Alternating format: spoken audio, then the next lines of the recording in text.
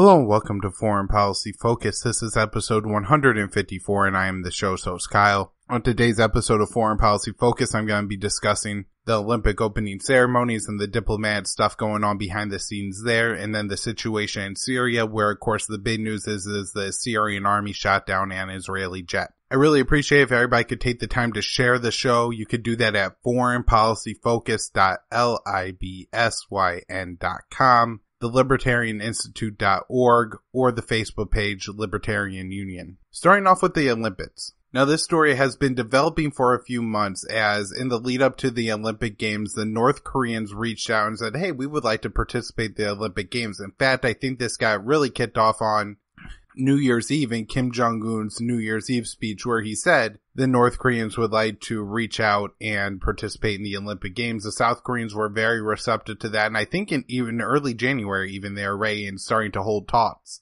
about North Korea's participation in the Olympic Games. Over some protesting from the American right, the North Koreans were granted waivers from the International Olympics Committee and their athletes were allowed to participate in the games. The bigger announcements came later, and these were the really cool ones. The first being that the Koreans would march under a united flag in the opening ceremonies, and the Koreans would field a united, I believe, women's hockey team, if I remember correctly. It was a team sport. They're going to field a united team with both North and South Koreans on the team. These talks have already suggested it, and they've started already to plan some more significant military talks based off of the talks that have occurred over the Olympic Games. The great Texas Congressman Ron Paul had always pointed out that he thought the Americans should have played more baseball, I think with the Cubans, and that would have been a way to ease the detente with that country. And how he always recommends that this is what we should use sports for, and what we should use our diplomacy. We should pair it with sports and end up playing games with each other, and this way resolving some international disputes, on the field and not on the battlefield. I forget if it's that Rocky 4 or 5 where, even at the end of the movie, the Russians are chanting for Rocky, right? So anyways, the opening ceremonies, I think, what was that, Friday or Saturday night? I watched a couple minutes of it. I saw the United States walk in, but the commentary was just too much for me to handle, so I flipped it off. I did later watch the Koreans enter the arena, and one of the biggest stories is who Mike Pence stood and sat for during the opening ceremonies. Now, first of all, this seems like the most ridiculous thing in the world to me to care about who Mike Pence stood and sat for. Obviously, he stood for the Americans, because that's the American team and he's the American vice president, but he didn't stand for anybody else. Now, to be quite honest, I don't think anybody should really care where Mike Pence sits or stands. I think the guy's kind of a moron and overall generally a bad person. However, this apparently is a big deal and is what has really captivated the media. Now, I guess some people may have a point that it's kind of rude not to stand for your host. I mean, the Koreans are hosting there, so maybe a little bit more appropriate for Mike Pence to at least stand for that team, but because it was a united Korean team, whatever. Just leave it alone. It's not that big of a deal, but everybody likes to make a big deal out of that. They're also making a big deal out of the sister of Kim Jung Un, Kim Yo-jong, who attended the games, as well as the figurehead leader of the North Korean state. I think he's like some 90-year-old man. I don't know very much about him, and it didn't seem like he played any significant role in the attendance whatsoever, just that his presence there as a high-ranking official of the North Korean state was important.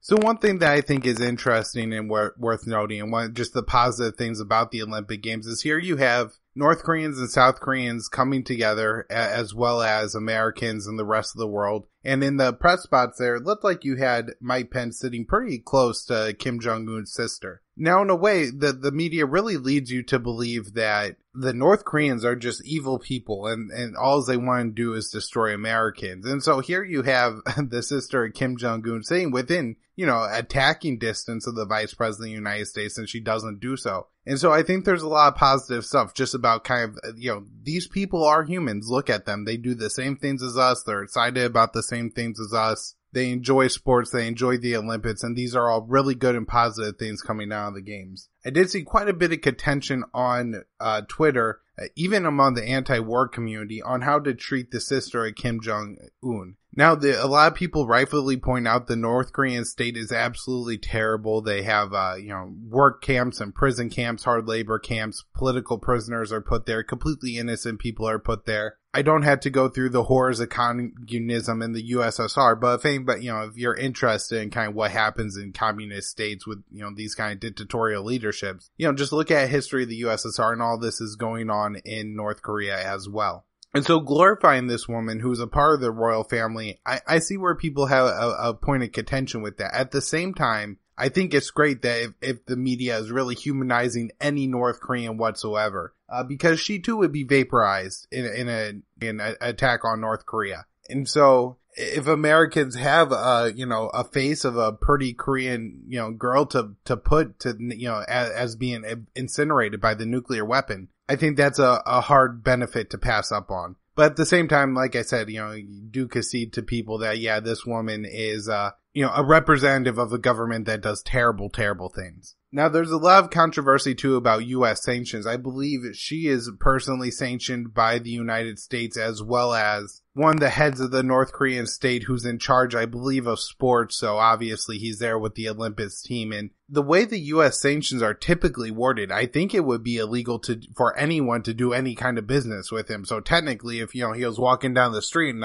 I'm assuming they probably don't have hot dog vendors in South Korea, but say they have hot dog vendors are the equivalent of them, and that hot dog vendor would be guilty of violating U.S. sanctions. And so this has created problems because the hockey team couldn't import their hockey sticks, and then once they got there, they couldn't buy any hockey sticks or jerseys. And so they've had to go through these ridiculous third-party vendors, and I think it's just very representative of what, kind of U.S. sanctions really do. We like to pretend that U.S. sanctions prevent North Korea from getting nuclear weapons and destabilize and lead to the overthrow of the Kim regime in North Korea. However, the exact opposite of that has happened. Despite the U.S. sanctions, North Korea was able to develop not only nuclear weapons, but possibly hydrogen weapons and also at least, shorter range ballistic missiles, and has convinced the United States that they have some ability to launch long range ballistic missiles as well. And so whenever you look at the effect of U.S. sanctions, you just see how terrible they are and how they absolutely don't work. And then the actual effects of the sanctions are that the people who are just trying to live their lives, like this hockey team that's just trying to go out and play a hockey game, so you need sticks and jerseys to do that, right? Well, you can't do that because of the United States sanctions. And so this is why people in North Korea are dying of preventable diseases and starving to death because the United States doesn't allow the North Koreans to import any food. Of course, the U.S.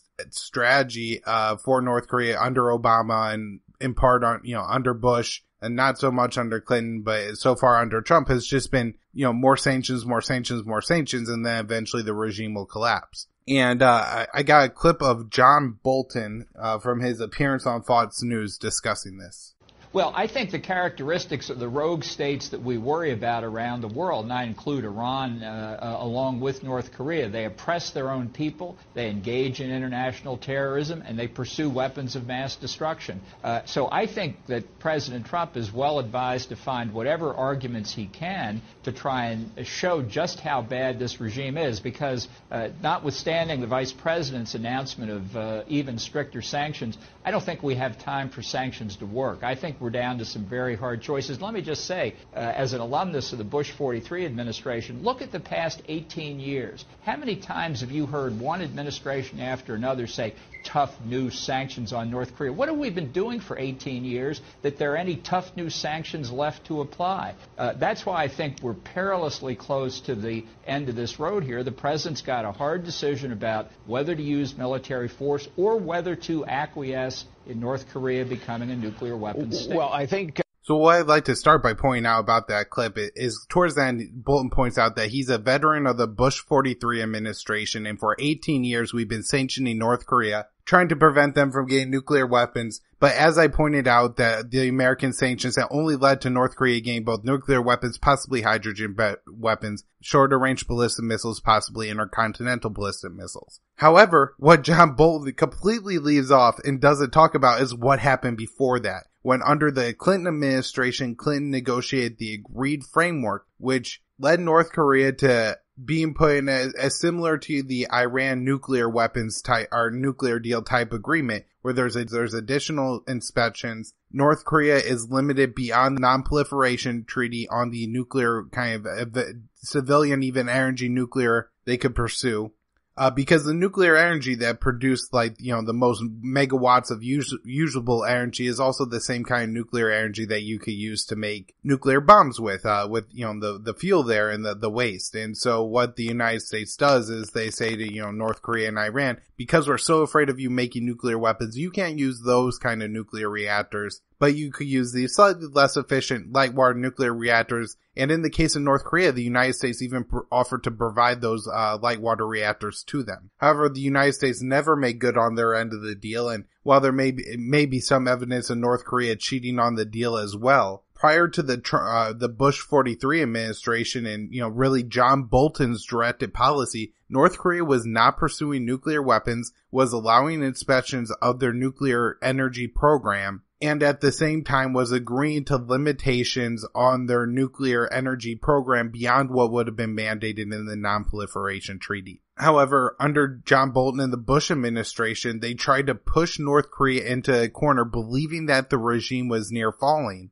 And so rather than allowing the regime to maybe fall on its own or to just exist as a non-nuclear state and allow the North Koreans to work out their own problems, John Bolton led the Bush administration to adopting a hostile policy against North Korea and eventually pushing them out of the agreed framework and on a path to make nuclear weapons, which they were able to test a nuclear weapon as early as 2006. And so right now we're listening, and John Bolton is always on Fox News telling people about how to handle the North Korean problem when he created the problem in the first place. And now John Bolton says we've ran out of time and hard decisions need to be made. Obviously what he's talking about is an attack on the North Korean state. Whether John Bolton favors an all-out strike and occupation of North Korea or just a decapitation strike or what they're calling a bloody nose strike, he's advocating for military action against North Korea after it was his policy that blew up the entire deal in the first place. Absolutely unbelievable. The other news is that Kim Jong Un says he would like to talk to the president of South Korea. That guy's name is Moon.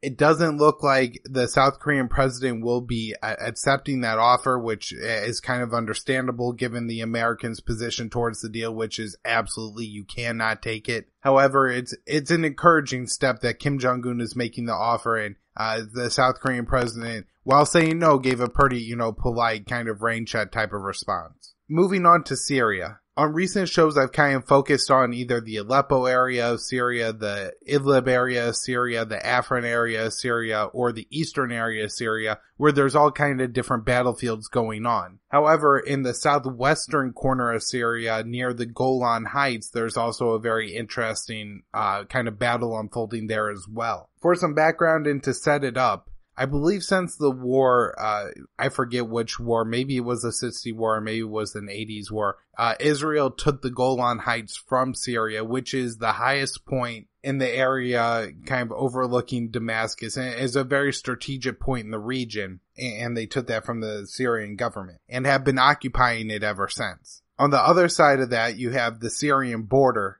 and right there on that border, you have Syrian rebel forces known as the Golan Knights. And those are rebels that at least have some Al-Qaeda ties, and we know that Israel had previously provided at least some medical help to the Al-Qaeda fighters fighting near their border and the border with the Golan Heights. And then you also have a small ISIS enclave on the border with Israel as well. For at least a year, the Syrian forces have been pretty close to the Israeli border when they're trying to fight the Syrian rebels in that region. And there's a good reason when they want to fight these Syrian rebels. The Syrian government is trying to win the Syrian civil war. So this is Assad trying to take that area. Now, Israel has not been helpful to Assad in fighting these Al-Qaeda and ISIS fighters, as well as probably some less extremist Syrian rebels. And anytime stray mortar fire lands in the Golan Heights region, Israel responds by bombing Assad troops. And this has happened several times. And now it's never clear that it was actually the Assad forces that launched an air mortar round into the Golan Heights, which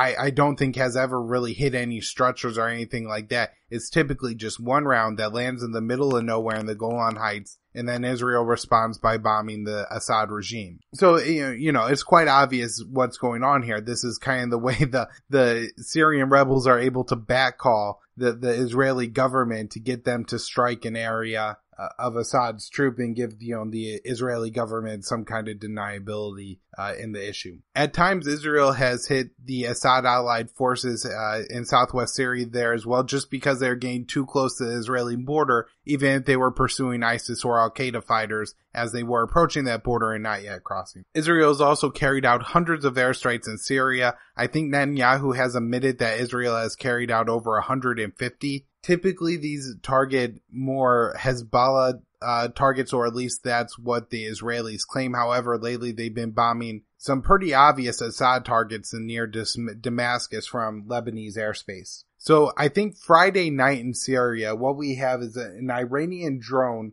that was flown by some sort of Assad allied forces, and that those could have been straight up Iranian forces, or they could have been a Shia militia, Hezbollah. I'm not sure. That drone flies into Israeli airspace, or at least over the Golan Heights, which is, airspace Israel claims, and was shot down by an Israeli helicopter. It seems that drone was not any sort of attack drone and was some sort of spy drone. Israel responded by carrying out extensive strikes in Syria. Some of those strikes did target the command center, or what was the alleged command center for the drone that drifted into Israeli territory, but they also hit several other targets as well. In the barrage of the attack, the Syrian allied forces, some forces allied to Assad, and it seems to be the actual Syrian Arab army there, launched anti-aircraft missiles against the Israeli jet and downed one F-16. The F-16 was, I guess, able to get close enough to Israeli airspace. They ejected and were rescued, and I believe will both live, although one had obtained some injuries. And so that's the situation. This is gaining a lot of attention. I don't know how big of a deal it actually is. As I said before, Israel has been bombing Syria for a long time. This certainly isn't the first time there has been at least reports that Syria downed an Israeli plane, although any time in the past Israel had denied that their plane had been shot down. This may have been for several reasons. One, Israel is protecting Al-Qaeda in the region, so that's not something they necessarily want to telegraph. And also, Israel has no legal right to bomb Syria whatsoever. Israel claims they're attacking Hezbollah in Syria, but on what legal basis? Basically, Syria just at this point is so weak that they can't defend their own airspace in Syria, and the Israelis are taking advantage of that. One of the more concerning things, though, is that since this story has gotten quite a bit of attention, you now have insane people weighing in on them. And one of those people is Mike Huckabee, and I'll go ahead and play his clip from when he was on Fox News. The reason that this president and others need to be concerned about the Iranian deal was shown yesterday. The Iranians are not good people, and they have no intention of becoming good people. They're like the North Koreans. They only have one thing in mind, and that's to inflict as much carnage as possible. But what the Israelis did yesterday, honestly, will bring a calm, most likely, to the Golan Heights and to this country for the next several days. And it was very important that both the White House and the State Department issued strong statements of support for Israel to protect itself. But Israel did the right thing yesterday by saying, you come at us with a knife, we come at you with a gun. You put somebody in a hospital, we put somebody in the morgue. The only way to deal with these bullies from Iran is to hit them hard.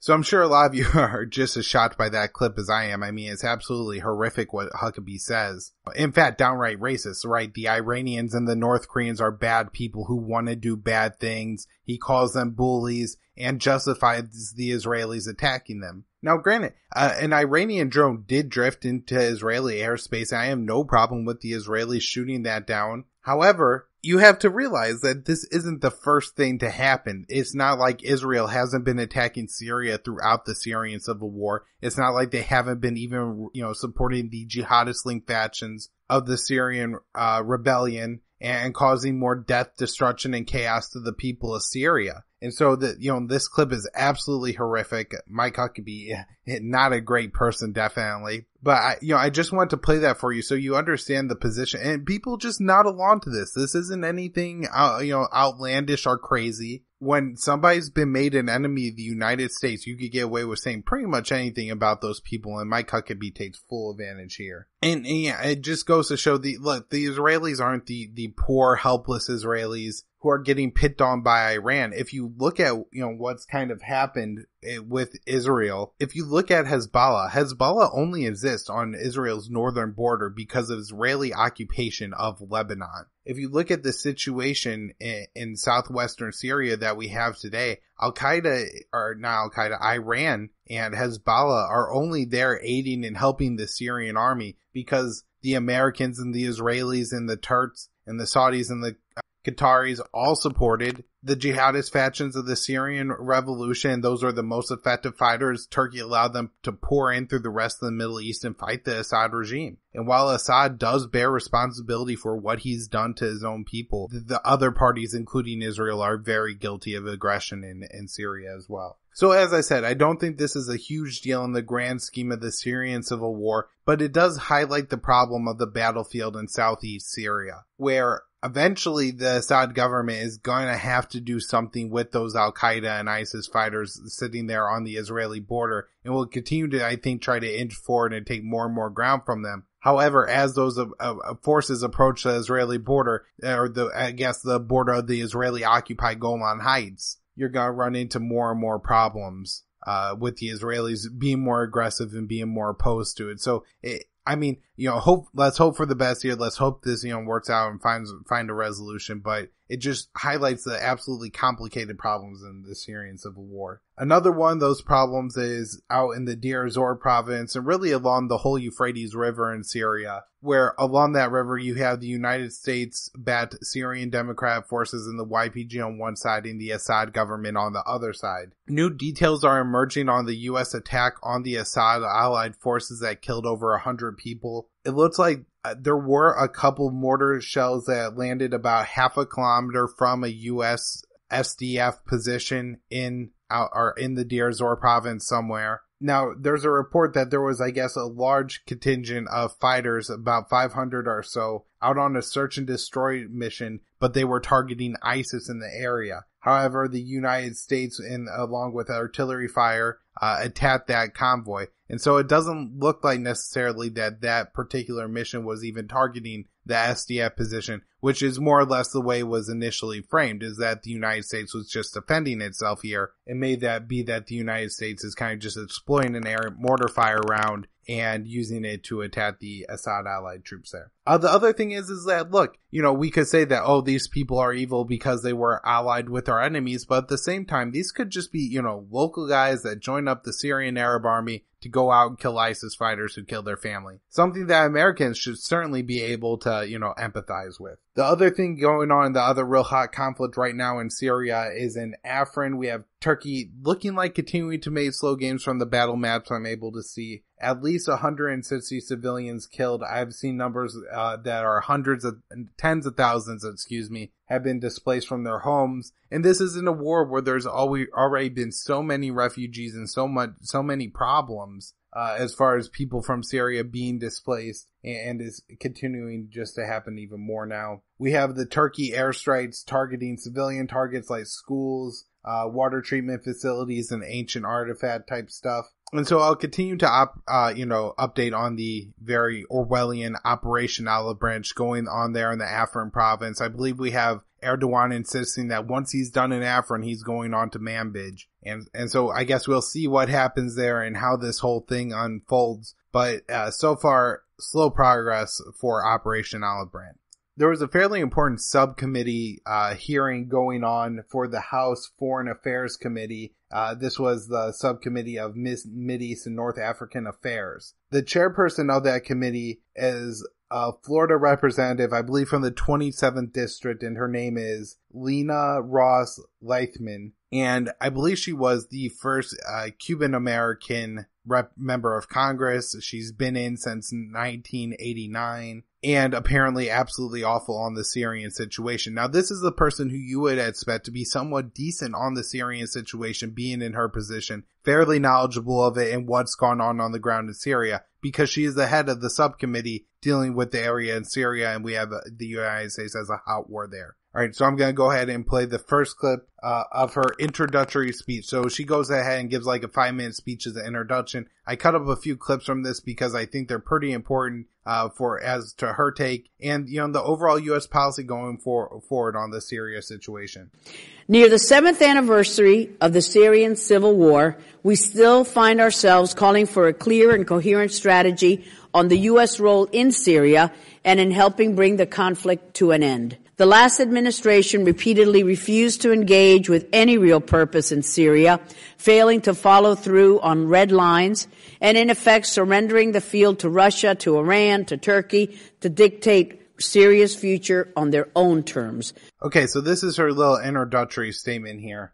First of all, I think the admission that there's no coherent strategy in Syria is one of the only things that she gets right in this entire speech, and there's absolutely not a coherent strategy for the United States in Syria. Our two biggest allies in Syria, Turkey and the Kurds, are currently attacking each other right now, and so the U.S. grand plan for Syria isn't going very well. It looks like Assad is going to defeat the Syrian rebels, at least the Arab contingent of the Syrian rebels, leaving only the YPG as a force that's really outside of the Assad orbit of control in Syria, and so it's hard to imagine that you would have a post-Assad Syria the way things look now. She points out that Obama didn't really lead on the Syria situation, and if you remember back to 2013 when the Obama administration, some of the generals, and were really pushing for Obama to go into Syria, just, kind of a full-on Iraq-style war. However, Obama resisted and kicked it over to the Congress. The Congress wasn't going to pass a resolution approving war in Syria, and so that it kind of fizzled. And so it wasn't Obama that didn't take leadership. The American people declined.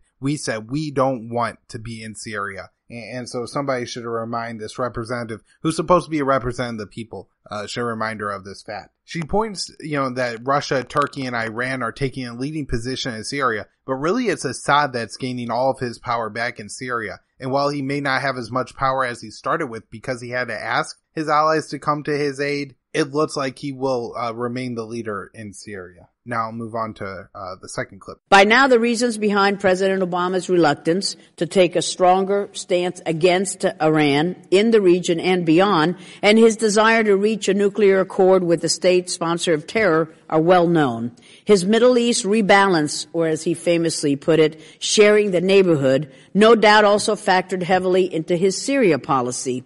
Tragically, there has been a disastrous cost of inaction. Hundreds of thousands murdered, millions of refugees displaced, violent turmoil spilling across borders and threatening our allies Israel and Jordan, and Assad now firmly ensconced, exacerbating Syria's political and humanitarian crises. All right, so as we see there, she kind of adopts the kind of typical conservative anti-Obama line that Obama was really nice and had kid gloves on Iran and really didn't intervene in Syria. When in reality, while Obama was constrained by the American people on his intervention in Syria, we know from Seymour Hersh's article, The Rat Line, describing how the United States under Hillary Clinton's State Department funneled weapons from Libya and fighters from Libya to Syria to fight against the Assad government. The United States trained rebels to the tunes of billions of dollars. We know that several of these rebels were jihadist factions,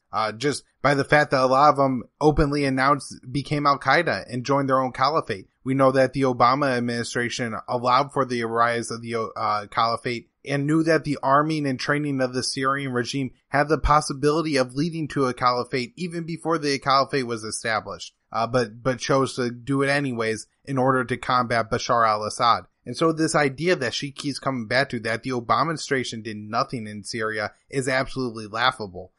We armed the jihadists to the teeth there. Tow missiles. We've even approved Saudi Arabia to give the rebels man-pads. And so, like I said, again and again, the idea that we did nothing in Syria is absolutely laughable. She goes to the idea that we're telling Saudi Arabia they have to share the neighborhood. Yeah, we may be telling the Sunnis that they can't control everything that happens that goes on in the Middle East, because there's a lot of people there, like the Kurds and the Shiites, that don't want to live under Saudi Sunni rule. And I think there's likely a lot of Sunnis that don't want to live under that rule either, and I don't want to generalize too much. However, the Obama administration sold the Saudi regime billions of dollars of weapons. We caved to their war in Yemen that was supposed to be, kind of an additional proxy war and way to check Iran. The United States under Obama did a lot to combat Iran in the Middle East. She also points that the Syrian civil war has led to threats inside of Israel and Jordan. And the funny thing is that Israel and Jordan threaten Syria and the Bashar al-Assad regime much more than the Assad regime threatens Israel. We know that Israel has carried out hundreds of airstrikes in Syria and has armed and provided medical care to rebel groups. So it's not like the Israeli government hasn't done anything to help the forces of Assad's enemies and to directly bomb the Assad regime. The Jordanians have allowed the United States to use Jordan as a place to train groups. We know that some of those are jihadists because some of the jihadists embedded themselves with those Syrian rebels and then exploited the opportunity to kill 3 Americans who were training the rebels there. And so we could see that, if you're Bashar al-Assad and you're looking at the situation where that your enemies are being trained in Jordan, you may see Jordan as a threat to you as well. I'm going to go ahead and play the next clip. Even worse, the regime in Iran, flush with cash from the nuclear deal and emboldened by the Obama administration's focus elsewhere, has solidified its so-called Shiite crescent of influence from Tehran through Baghdad and Damascus to Beirut, and left a greatly strengthened terrorist group Hezbollah on Israel's doorstep. All right, so to start with the Shia Crescent and the 4 cities that they always point to on the Shia Crescent, well, you got Tehran, which is the capital of Iran, and that's always been a Shia city. Baghdad is the second city. Now, Baghdad wasn't a Shia city until the United States surge in, late 07, 08, and the 2003 war, which turned Iraq from a Sunni Ba'athist state into a Shia state. And that was the United States war against Saddam Hussein that accomplished that end. And that was one of the known ends of the mission. The United States knew it was aligning itself with forces that were loyal to Iran. And I guess they just didn't realize how bad it would turn out for them. But, it's been a huge mistake. They point to Damascus. Again, Assad is a minority Alawite that controls a country that is majority Sunni. However, Assad's always, his family has been in power there for a very long time. And certainly their relationship with Iran has only increased through the Syrian civil war because it was Iran that helped to repel the threat from the jihadists within the Syrian rebels. And then the fourth city being Beirut, and I had already talked about how Hezbollah is a creation of Israel's occupation of southern Lebanon. So again, whenever they, complain about the Shia Crescent, well, it was created by the same people who complain about it. Okay, now we'll play clip 4. Our NATO ally Turkey, who notoriously failed to stem the flow of foreign fighters and cash and weapons across its border for years, is now engaged in operations against U.S.-backed Kurdish and Arab forces in Syria's northwest, forces that have been essential in our fight against ISIS. Now, as a statement, this is actually pretty accurate from her. I mean, Turkey absolutely did supply them and even allowed ISIS to export oil over their borders. However, she really doesn't provide a solution. She's just like, this is a problem. Maybe she was kind of hoping that her guest would answer the problem, but still, very noteworthy, I guess, that as a head of the subcommittee, she isn't walking the line like the Trump administration is, kind of saying, well, we understand that the Turks have some concerns, but the Kurds aren't terrorists, blah, blah, blah, blah, blah. And she's being much more, anti-Kurdish than other American officials. Move on to the next clip. And Russia, who appears determined to undermine the United States wherever and whenever possible, has both coordinated with Turkey on its operations and commandeered the UN peace process in Geneva, an exercise that was always doomed as long as Russia was leading it. Okay, so a few things on this clip. One, Russia looking to undermine the United States anywhere and everywhere is completely ridiculous. The United States is intervening all over the world. These people constantly complain about, the interventions in Georgia or Ukraine, where the United States is intervening in a country on Russia's border, and then the United States gets mad when Russia responds. In the same way, Assad was a long-standing ally of Russia, and the United States got involved trying to prop up rebel groups and almost led to a situation where you had forces loyal to Al-Qaeda controlling the government in Damascus, right? So as bad as, it could be to have Bashar al-Assad as the ruling power in Syria, if the alternative is an Islamist state or literally the Islamic state, well, you know what I mean? Like, it's not a good choice to have to make, but there is a winner there. She also here complains about Russia coordinating with Turkey as far as the withdrawal and then allowing the Turks to attack Afrin. Now, I mean, this is just part of the very complex Syrian civil war, and I think part of that at least was a reaction to the United States announcing that they were establishing a 30,000 man border force in for the Eastern Syria YPG SDF area. And this is a huge problem for Russia, who's trying to restore united Syrian state. She also complains about Russia killing the Geneva process. What kills the Geneva process is the insistence of the United States that Assad must go. Listen, we could say Assad must go over and over again, but at the same time, if the people of Syria want Assad to be there, and he's the most powerful person there and most likely to be in charge other than Al-Qaeda or ISIS, Assad might be staying around. That just might be the situation. I'll go ahead and play the next clip. Meanwhile, Iran continues taking advantage of the chaos, leveraging its tens of thousands of militia fighters to displace Sunni inhabitants, manipulate the region's demographics, and consolidate its own territorial gains. Okay, so now she's attacking Iran, saying that Iran is taking advantage of the chaos. Well, the chaos was created by the United States. And so, I mean, the simple solution is just not to create chaos in the Middle East for Iran to take advantage of. Because that seems to be what's happening, is that the United States and their allies are creating problems for themselves. And then Iran just takes advantage in small ways of it. She says Iran is looking to consolidate gains. Again, I mean, the gains were only made because the United States backed jihadist factions. It's the United States' fault up and down for that one. And then the demographic stuff, this is a real complaint and something that I've talked about that's going on in Syria, where because of the long-standing war, you're having shifts in population where I think Syria is becoming more and more segregated, because a lot of the fighters are drawn among, population lines, either Kurdish, Sunni, or Shia. Well, areas controlled by the Shia tend to have Shia stay there and the Sunni tend to leave. And, it's a little bit more forced. But one of the biggest, kind of people guilty for this is Turkey, who's piling once Kurdish areas with Sunnis in order to establish new demographic changes. And I'll go ahead and play the last clip I have for this show. Through it all, it is the Syrian people who are suffering the most in what promises to be an extremely difficult rebuilding process. The administration has begun to talk about this process in terms of stabilization assistance, a necessary piece of any strategy. In delivering this assistance, we must ensure that nothing we provide benefits Assad or his cronies, and it may be more beneficial to focus on the kind of humanitarian soft aid that will allow Syrian communities to reduce their dependence on Damascus.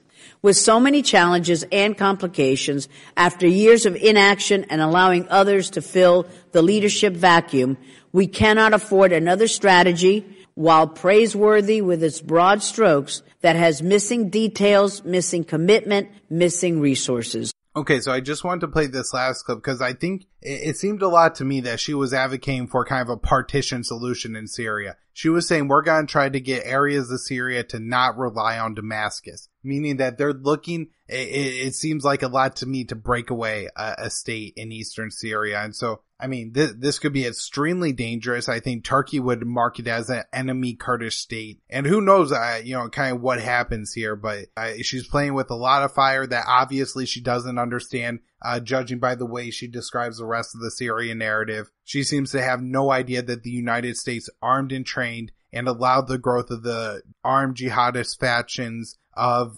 the Syrian opposition. The United States made the situation in Syria worse. We're not guilty for every crime, but we're guilty for some of it. All right, that's where I'm going to end the show for today. I had some Afghanistan stuff to talk about, but I'm going to put that out to the next show just because I'm already running a little long. The next show will be the 1-year anniversary show, so I'm looking forward to that. I put it out to you guys. I said I had an advertising offer, wondering how you want me to, go about doing advertisements versus taking donations. It seems everybody's really advocating for the donation angle, so I'm going to go that way. I'm looking to set up a, donation site.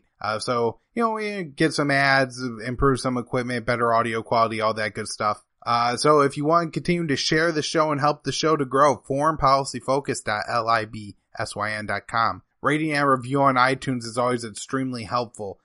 On Facebook, you can go to Libertarian Union. I'm also on libertarianinstitute.org. You find the show on the homepage there, or you could go to libertarianinstitute.org/Kyle Anzalone, and you can find all my work I publish there. Do the daily news roundup. I hope you all enjoy that, and I'll be back on Wednesday.